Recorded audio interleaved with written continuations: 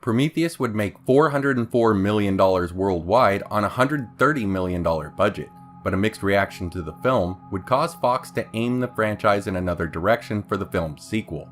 To general moviegoers, many were confused by the lack of xenomorph aliens, especially after the film was thought to be a prequel to 1979's Alien, or at the very least exist in the same universe. As a course correction, 20th Century Fox would give us Alien Covenant, where the alien would once again be front and center. Surprisingly, even with the movie taking place on the engineer's home planet, little more is to be learned about them, and instead we are introduced to a new alien, the Neomorph, and a return, or rather an introduction, to the Xenomorph. But is the Alien Covenant Xeno a true Xenomorph? It definitely looks the part, but upon closer inspection, there are differences. So what exactly is this alien? What makes it different than known xenomorphs, and how does it fit into the alien bloodline?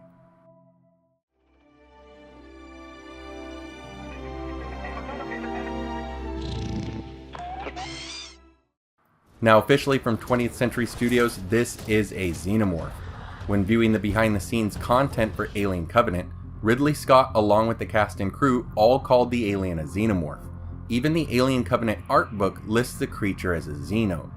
And figures from Hiya Toys, NECA, and Pop Vinyl are all labeled as Xenomorphs. Yet fans still initially called it a protomorph, and now the official Alien role-playing game has classified this new alien variant as a Praetomorph, the name I'll use for the rest of the video. The Praetomorph was created by David, the rogue Weyland-Yutani android, who's hell-bent on creating an alien capable of destroying both humanity and the engineers.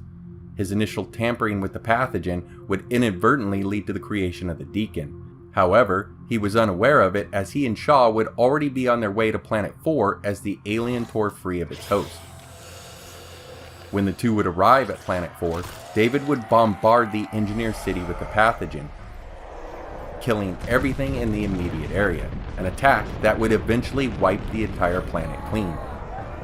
It would be in this aftermath that David would perform his many bizarre experiments on the remaining engineers, the local flora and fauna, and Elizabeth Shaw using the accelerant. The Neomorphs would be a fortunate result of the bombing for David, giving him his first specimens to work with. However, with the arrival of the Covenant's crew, human hosts would prove to create a far more successful Neomorph. It would be from these Neos that David would mix in the engineers and humans in the form of Elizabeth Shaw to create his first ovomorphs. Beginning with the eggs or ovomorphs, you can start to see the differences in these Praetomorphs and their close relatives, the Xenomorph. The ovomorph of the Praetomorph would be much larger than traditional Xenomorph eggs. They also have longer and more pronounced petals at their openings. Inside, the facehugger is very similar to the Xeno variant, if not identical. However, these huggers are able to infect their hosts in seconds before a quick removal. From this host, the resulting alien stage with the Praetomorph is not a chestburster. Instead, we see what the role-playing game refers to as the Imp, a small, frail-looking version of the creature's own adult stage.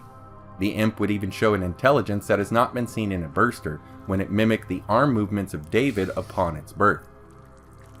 It should be noted that the Praetomorph is very quick to grow, with the Imp reaching adulthood faster than any chestburster. Perhaps this Imp stage was carried forward to the Runner Xenomorph, as the one seen on Fury 161 was born in a similar small adult form rather than as a traditional chestburster. With the next encounter of the Praetomorph, it is now a fully grown adult, or what the RPG refers to as a STALKER. An alien about 2.7 meters tall and comfortable with moving on two legs as well as all four. They note the STALKERs as the highly aggressive adult form of the Praetomorph.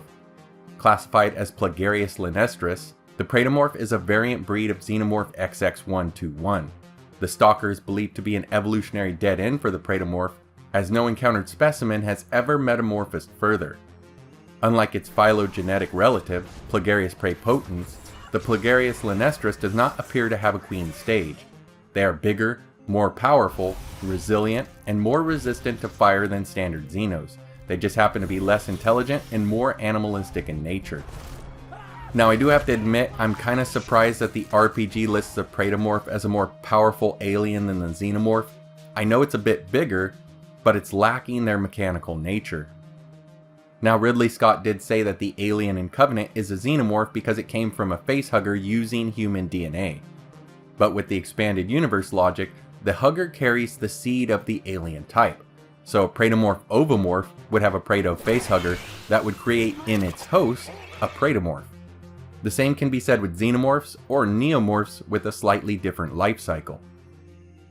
Standing side by side for comparison, the Praetomorph is taller with its longer and thinner limbs. It also uses a hybrid bipedal and four-legged stance, whereas Xenos are specialized for each stance separately, depending on their host. The back of the Praetomorph is set up differently as well, missing the Xeno's head support appendage and having smaller and bent back spines or pipes. The alien would also have exposed muscles and tendons, as it's an organic alien, whereas the Xenomorph was covered and more likely protected by its biomechanical nature.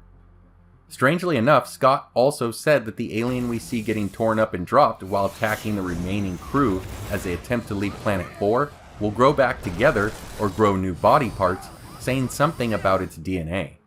We never see this in any Xenos in all of the films or the expanded universe, and it's not seen here with this unfortunate alien either. So without a film precedent, take it as you will. Now if David, according to Ridley Scott, is to be the one who creates the Xenomorph strain, then one could easily see that it would only take a bit more genetic tinkering with the Praetomorph, along with adding in a mechanical nature to give us the Xenomorph, placing the Praetomorph between the Neomorph and the Xenomorph on the alien bloodline.